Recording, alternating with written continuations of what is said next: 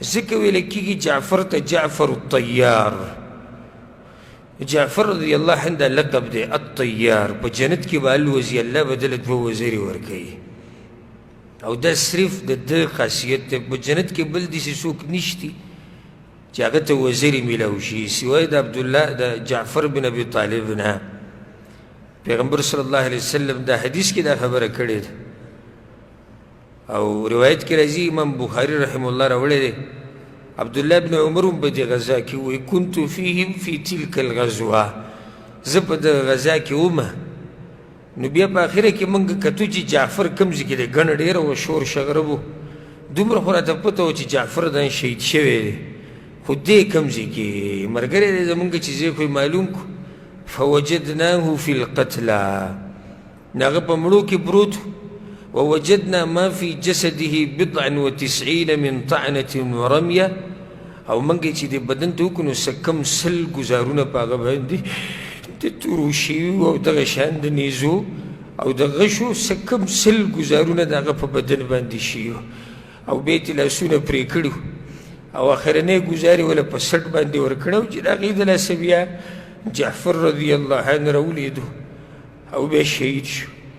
دا د هغه شجاعت دی، دا د هغه بهادري ده، او دا د هغوی د اسلام دپاره هغه خدمت دی. ځکه پیغمبر صلی الله علیه وسلم وی، امام ابن حبان دا روایت راوړی دی، وی رأیت جعفرا ملکا یطیر بجناحیه فی الجنه، ما جعفر په جنت کې ولیدو، الوتو په دې جنت کې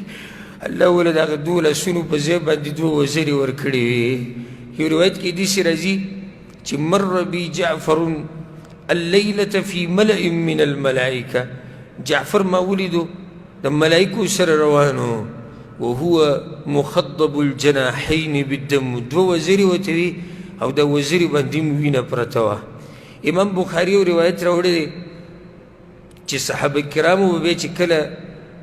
د جعفر د شهادت نه بعد د هغه په زامنو باندې سلام اچو، لکه د هغه یو زوی عبدالله، 2 زامن یو، د هغه یو نوم عبدالله، نو دې ملګرو به بیا داسې سلام اچو، السلام علیک یا ابن ذي الجناحین، سلام علیکم، سلام دی په تا باندې د 2 وزرو والا زویه، هغه د پلار 2 وزرې دي په جنت کې. نو په دې طریقې سره د دې غزا یو دویم امیر چې هغه جعفر بن ابي طالب رضی الله عنه د پیغمبر صلی الله علیه وسلم د تره زوی،